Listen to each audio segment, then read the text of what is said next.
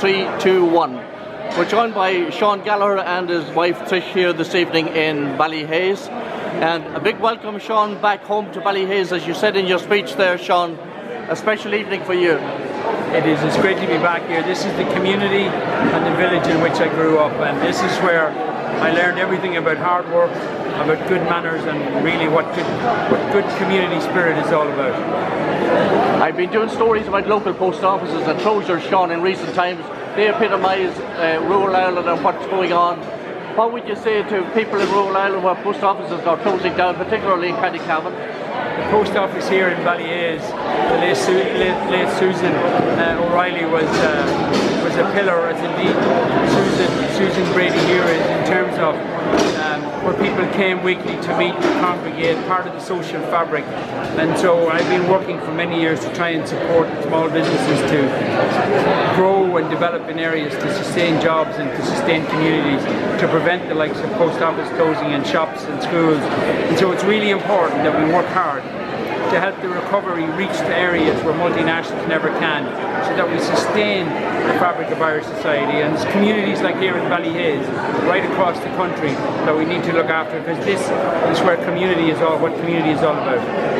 The broadband issue is like rural electrification 50, 60 years ago. It's so vital to rural Ireland, Sean. What would you say about that, and why it's not been rolled out before now? Well, obviously that's a matter for government, but as President and as a candidate, I support all the services being throughout rural Ireland to allow us to make sure that our communities are sustained. Places like Ballyhaise, places all across Cavan, Monaghan, and throughout the country. It's so important that we allow people to be able to work in these areas to sustain these communities, and that's what's important for not just our young people, but indeed our ageing population. There was a debate on RTE today. You were missing, Michael D. Higgins was missing. I understand from Morning Owl this morning you'll probably not be turning up anywhere.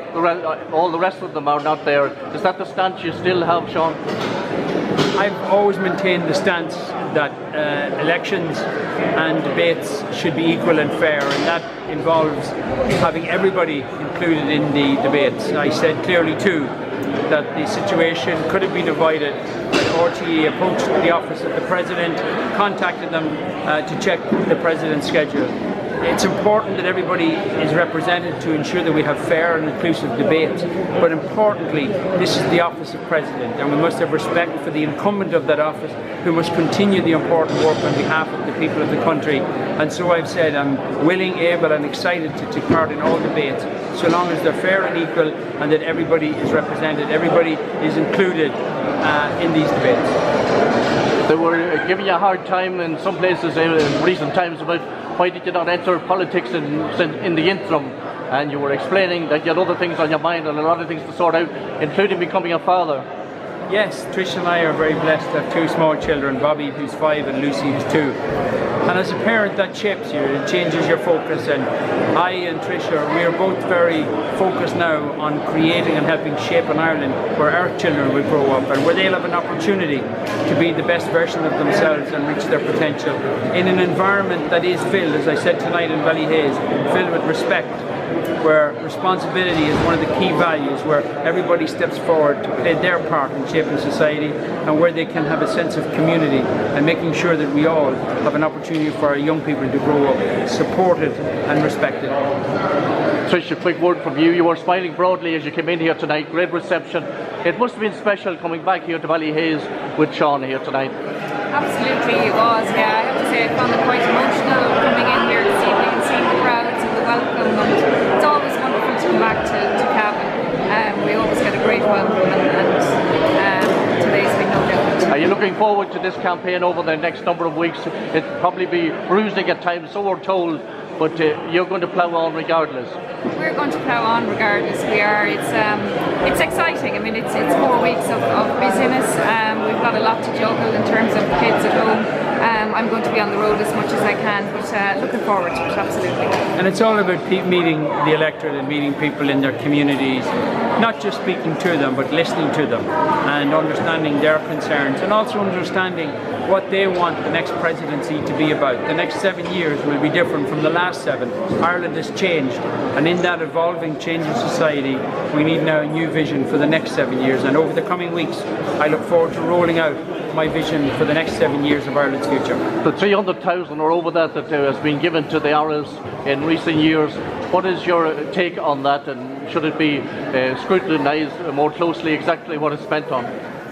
Well, the first, obviously, I was aware of it was as a result of the PAC, and I think what's important now, not just to deal with that figure, but to deal with all public funding and all taxpayers' money.